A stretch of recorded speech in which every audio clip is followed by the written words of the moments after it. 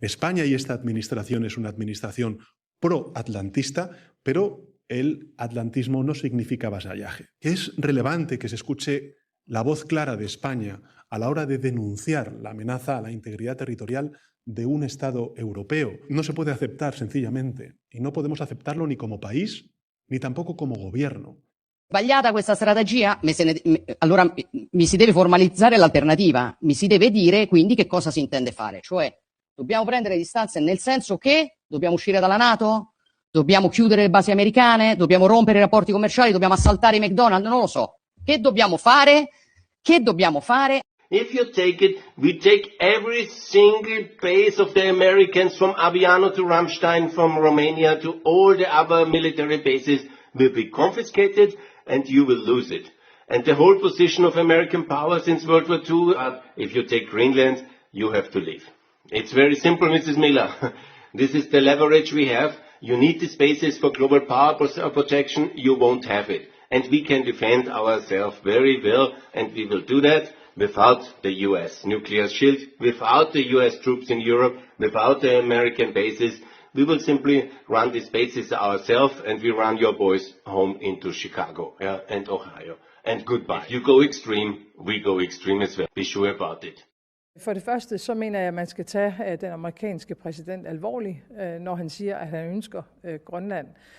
Men jeg vil også gøre klart, at hvis USA vælger at angribe et andet NATO-land militært, så hører alting op. Altså inklusiv vores NATO og dermed den sikkerhed, som er blevet tilvejebragt siden afslutningen på 2. verdenskrig. Men er der en lille del af dig, der tænker, at alting godt kunne høre op med den her præsident? Jeg gør alt, hvad jeg kan for det modsatte. Jeg tror på demokratiet, og jeg tror på de internationale spilleregler. Jeg tror selvfølgelig også på, at man ikke ændrer grænser med magt, hverken på den ene eller på den anden måde. Det er ikke alene den danske og rigsfællesskabets position, det er heldigvis også Europas, og derfor håber jeg også, at man lægger mærke til den igen markante europæiske opbakning, vi modtager. No podemos tomarnos a Donald Trump a broma. No podemos pensar que es un payaso televisivo que habla de lo que se le ocurre en ese momento. Claro que tiene un plan. No podemos tener la más mínima duda. Lo dijo Angela Merkel cuando era canciller alemana en su día. Estados Unidos ha dejado de ser un socio fiable. Lo acaba de decir el canciller alemán Merz cuando establece que el vínculo transatlántico está roto. Y cuando a eso le añadimos también en la Estrategia Nacional de Seguridad de Estados Unidos que lo que buscan es destruir a la Unión Europea, somos un objetivo a batir. Lo que buscan es destruir esa mutualidad de intereses que representan a día de hoy los 27 para tenernos cada uno de los gobiernos nacionales, cada uno de los estados europeos separados, porque en términos estrictamente bilaterales no tenemos ninguno de nosotros, ni España, ni Alemania, ni Italia, ni Polonia, ninguno tenemos la más mínima posibilidad de hacer frente a todos los elementos de presión que puede ejercer Estados Unidos. Y ahora Donald Trump es una amenaza directa para la Unión Europea. Estamos en una situación en la que si nos limitamos a comunicados y nos limitamos a meras condenas discursivas, luego tendremos que pagar las consecuencias, sea en relación con Groenlandia o sea en todo lo que puede venir a continuación por parte de esa visión imperialista que a día de hoy parece que va prefigurando un nuevo mundo de zonas de influencia que establece como prioridad máxima el control, el dominio absoluto de todo el continente americano desde Groenlandia hasta Tierra del Fuego, pasando por Panamá, intentando eliminar a los actores políticos que hay en el continente que puedan servir de instrumentos para China y para Rusia para tener algún tipo de control sobre recursos naturales y que por lo tanto está dispuesto a utilizar todos los medios a su alcance, como he dicho antes, financiación, aranceles, fuerza militar, para conseguir la actualización de lo que él ya llama doctrina Donroe, tratando de recuperar la referencia de aquella América para los estadounidenses que ya se planteó a principios del siglo XIX. Claro, le voy a preguntar, Manuela, que qué cree usted que debería hacer Europa, pero sobre todo, ¿qué cree que le falta a Europa para poder responder? Pues yo creo que porque a lo mejor no responde porque no puede. No, yo creo que lo que falta es que los europeos, no Europa ni los representantes de Europa, los europeos somos conscientes de que hay un momento que hay que decir que no. Y hay que recordar lo que pasó con el fascismo. Hay que recordar en aquel momento, en aquellos años dramáticos, cuando empezaba a haber todas esas actuaciones que indicaban por dónde iba el fascismo, lo que estaba pasando en Alemania, cuánta gente no le dio importancia, cuánta gente no dijo no. Yo creo que hay un momento que hay que decir que no. No a que se hunda el derecho internacional, no a que no tengan valor los derechos humanos. ¿Y eso dónde hay que decirlo? Hay que decirlo en las escuelas, hay que decirlo en las familias, hay que decirlo en las empresas, hay que decirlo en las organizaciones sociales. Lo tenemos que decir los europeos, los españoles, los franceses. Claro, esos son los valores europeos. Claro, pero te quiero decir, los tenemos que hacer nuestros y tenemos que decir que no. Y por eso yo digo que es tan importante ver la historia del mundo, porque es muy importante ver cómo en los años 20 hubo tanta gente en Alemania que ni no dijo no. Dijo, bueno, a lo mejor no dijo no. Y hay momentos hay que decir que no. Hay que decir que no a un secuestro como el que hemos vivido en Estados Unidos. Hay que decir que no a un discurso del desprecio, de la burla constante que estamos viendo en Estados Unidos. Hay que decir que no. Hay quien piensa que Europa se está convirtiendo frente a Estados Unidos en algo bastante irrelevante. Yo no sé si eso nos lleva a que los valores europeos acaben siendo irrelevantes. Nuria, tú dirás que soy una pesada, pero es que yo cuando hablo de Europa, quiero pensar en los europeos, quiero pensar en ti, en mí y en lo que se está hablando en las casas, lo que se está hablando en los colegios y esa necesidad que tenemos todos de decir no, no, porque es muy importante proteger lo que ha significado ese enorme, esa cúpula de un derecho internacional, de los derechos humanos, de la Carta de Naciones Unidas, y simplemente hay que leer la historia, hay que verla y sentir orgulloso de ella. Yo te digo, ¿por qué he sacado aquí la creación de Henry Dunant, que hace de la Cruz Roja? Es impresionante. ¿Y qué sería del mundo si no hubiera Cruz Roja? ¿Y quién creó la Cruz Roja? ¿Lo creó un dirigente? No, lo creó un ciudadano, lo creó un europeo en aquel momento, ¿no? Voy a volver un momentito a Venezuela porque me interesa mucho saber, Manuela, ¿qué cree que va a suceder? Ahora mismo está Delcy Rodríguez al mando, la mano derecha de Maduro, y hay mucha incertidumbre de todo lo que está sucediendo. Si en la 6ª temporada de La Roca nos volvemos a sentar en el vis-a-vis, ¿qué cree que puede haber pasado? Bueno, yo no tengo capacidad para hacer diagnósticos. Creo que lo que sí me permite mi historia personal y el tener tan claro lo que importa el derecho como convivencia, lo que importa el derecho internacional, los derechos humanos, eso sí, que importa mucho. Y eso sí tengo que seguridad de que hay que mantenerlo. Pero saber lo que va a pasar no lo sé. Pero sí creo que basándome en la historia, siempre al final el progreso ha vencido la oscuridad. Siempre la verdad ha acabado imponiéndose. Y si miramos la trayectoria del mundo, hemos mejorado constantemente. Entiendo por lo que me dice que es optimista. Sí, soy optimista. Y soy optimista porque de verdad estoy convencida que los grandes movimientos en el mundo son la expresión del sentimiento de las grandes mayorías. Y es un momento que las grandes mayorías tenemos que decir no. No al secuestro, no a la falta de respeto, no a la vulneración de los derechos humanos, no a la política que ahora mismo está haciendo el presidente Trump. Me encanta este vis-a-vis porque es como una isla dentro de toda esta vorágine de actualidad y de noticias que nos van sorprendiendo, porque luego nos sentamos en la mesa política y hablamos pues, de conflicto internacional a gran escala, hablamos de muchas cosas que no nos gustan, pero me voy a quedar con esta esperanza que nos transmite. Y sobre todo, de verdad, hay que quedarse con que en nuestra mano está, es decir, la suma de todos es imparable. Qué bien. Pues Manuela, muchísimas gracias. Tengo que dedicarnos a estudiar bien por qué se produce la corrupción sigue siendo algo muy importante, porque se rompe esa confianza con el representante político, ¿no? Con quien realmente es la persona que ha tomado la decisión de llevar a cabo el liderazgo, ¿no?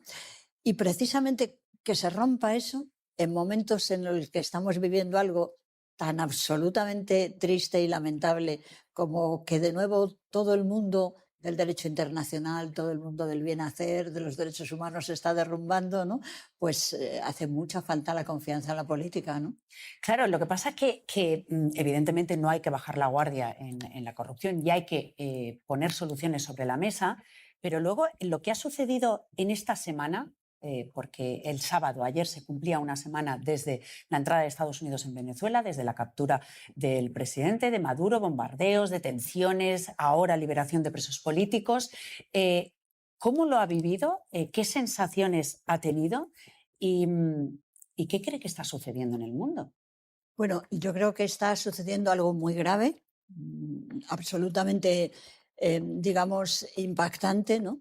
Porque se está derrumbando un muro de la convivencia basada en el derecho internacional, basada fundamentalmente en la necesidad de establecer organismos internacionales que pudieran ser contrapeso de las malas decisiones que pudieran tomar los políticos o los representantes de determinadas naciones.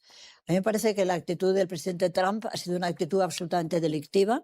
Creo que se trata de un secuestro terrorista, se trata de un bombardeo de un país es absolutamente ilegítimo. Es impresionante que nadie habla de todos los muertos que ha causado el bombardeo que hizo el gobierno americano. Se habla de cifras de más de 100 muertos. Claro, pero casi se pasa de pasada, te quiero decir. Sí. Bueno, no hemos visto ni hemos visto a las familias de aquellas personas que han muerto, ¿no? No ha habido ni una. Bueno, entonces, es el presidente de Estados Unidos.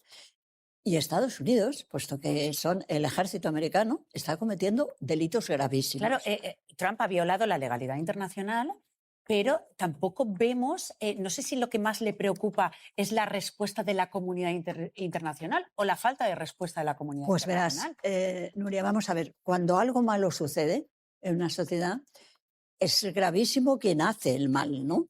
Es gravísimo quien comete un delito, quien no respeta el derecho. Eso es gravísimo, pero cuando realmente la situación es absolutamente preocupante es cuando los que tienen que evitar que eso se produzca no lo evitan, es decir, los contrapesos, ¿no? Yo creo que una cosa esencial es que ya en el 1929 se creó la Sociedad de las Naciones pensando que era imprescindible que hubiera organismos internacionales que controlaran el mal hacer de uno u otro Estado, ¿no? Y ahí a mí me gusta citar porque, de verdad, yo creo que...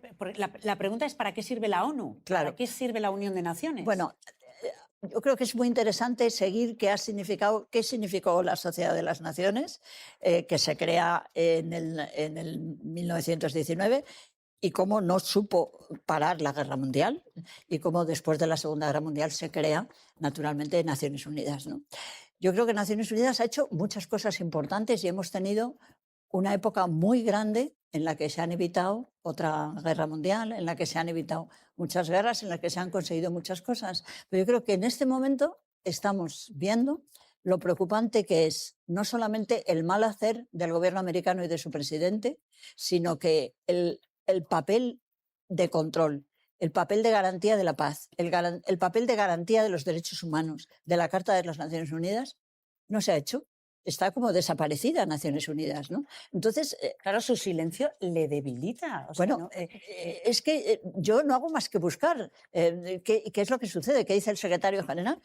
Y fíjate que me lo he traído aquí apuntado en esta nota porque yo quiero citar a una persona y me gustaría muchísimo que la cadena entendiera que estaría muy bien una película que tiene que ver con la vida de quien fue secretario general de Naciones Unidas en 1953, que se llamaba Dag Hammarskjöld, que es lo que yo creo que debe ser un secretario general, la persona que puso en riesgo su vida para conseguir la paz en el mundo. Y es una situación la que pasa en el 1953 y la que tuvo que lidiar Naciones Unidas, y lo hizo muy bien, que se parece a esto, ¿no?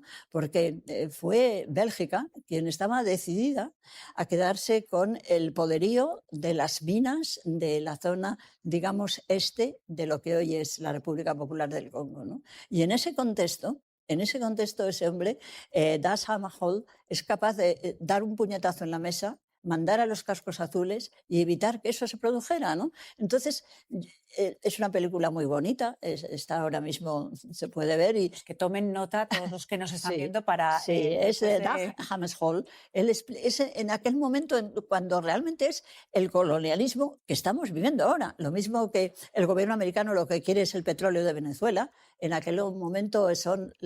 se puede hacer un paralelismo con lo que estamos viviendo. Sin duda. Pero en este caso no estamos viendo respuesta. Respecto a las últimas noticias que vamos conociendo, la liberación de algunos de los presos políticos, ¿cree que realmente obedece a un cambio que se va a suceder en Venezuela o simplemente se están haciendo caso a las órdenes de Estados Unidos? Es difícil saber qué pasa.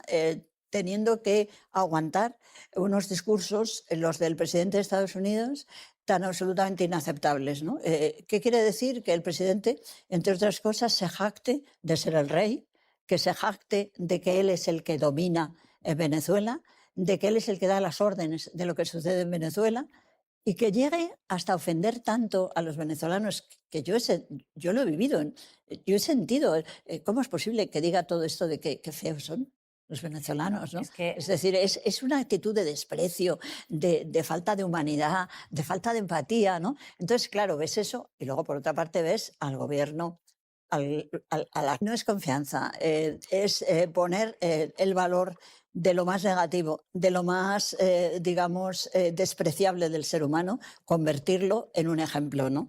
Yo a veces echo de menos el que se habla mucho del cambio geopolítico y hablamos mucho, pues, de las incidencias que puede tener en la política general unas actitudes tan miserables, tan poco empáticas, tan poco respetuosas con los demás, como vemos que está teniendo el presidente norteamericano, y no nos damos cuenta del daño que nos puede hacer a toda la ciudadanía, a cada uno de nosotros, porque nos pone en cuestión, es decir, digamos, sustituye los valores esenciales de lo que significa el derecho como convivencia, el respeto al otro, la debida consideración a los demás, ¿no? Hay una cosa que hablábamos antes de entrar en el plató que tiene que ver con las nuevas generaciones. Las nuevas generaciones se están acostumbrando a este tipo de mensajes y los están normalizando. Entonces, a nosotros que somos más mayores, bueno, pues tenemos más bagaje y más experiencia para discernir, pero las nuevas generaciones es muy peligroso Mira, a mí me parece, que vayan nutriéndose de este tipo de mensajes. Te digo una cosa, desde los medios de comunicación yo creo que tenéis que hacer un gran esfuerzo por hablar de la historia, porque la gente joven tiene que saber cuál ha sido la historia de este país y la historia del mundo, ¿no? Y la cantidad de actuaciones absolutamente positivas que han tenido como protagonistas a personas singulares. Por ejemplo, una cosa importantísima, y estamos hablando de derecho internacional, el principio del derecho internacional, de las leyes para controlar, digamos, los excesos, las barbaridades de la guerra, está muy relacionada con la Cruz Roja. Y yo creo que muchas veces la gente no sabe quién creó la Cruz Roja.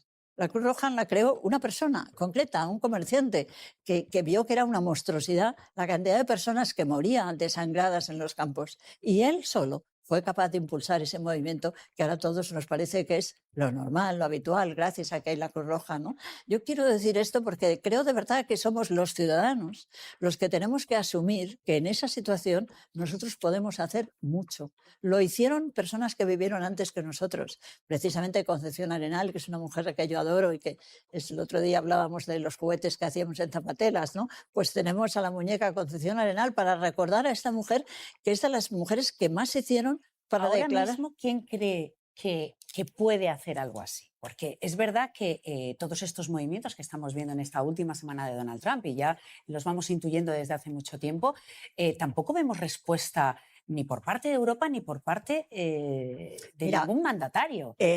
No pensemos tanto en los mandatarios y pensemos en nosotros, en los individuos. Pero si no vemos a los líderes políticos responder a otro que es capaz de saltarse todas las leyes internacionales a su antojo. Nuria, el mundo que hemos construido no se construyó especialmente porque hubiera responsables políticos, se construyó porque hubo un ambiente general, hubo una necesidad de la ciudadanía de que cambiara el mundo. Y así fue cambiando el mundo. Yo creo que hay que asumir como ciudadanos que esto es insoportable, que no se puede consentir, que tiene que haber movimientos para impedir que esto suceda. Y hay que apelar a Naciones Unidas, claro que sí.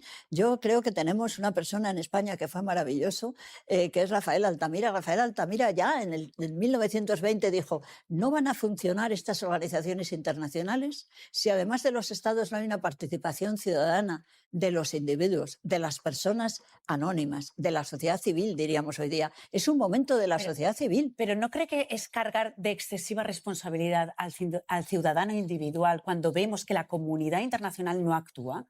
Bueno, es que ahí me revelo un poco. Pues fíjate, te digo una cosa. Piensa que si no hubieran sido los ciudadanos los que en un momento determinado dijeron basta, no hubiera evolucionado la sociedad. Ha sido una mezcla siempre de muchas voluntades que cuando hubo personas que no eran capaces de reconocer el derecho de los ciudadanos, estos los exigimos. Si no hubiera habido una exigencia por los derechos, no hubiera habido esos derechos. Los derechos no se concedieron por personas que fueran especialmente lúcidas o bondadosas, que estuvieran en el poder. No, fue un movimiento ciudadano. Si la sociedad empieza a reaccionar también, ha pasado solamente una semana de todos estos movimientos. Sí que es cierto que los principales líderes europeos han empezado a reaccionar o por lo menos a posicionarse.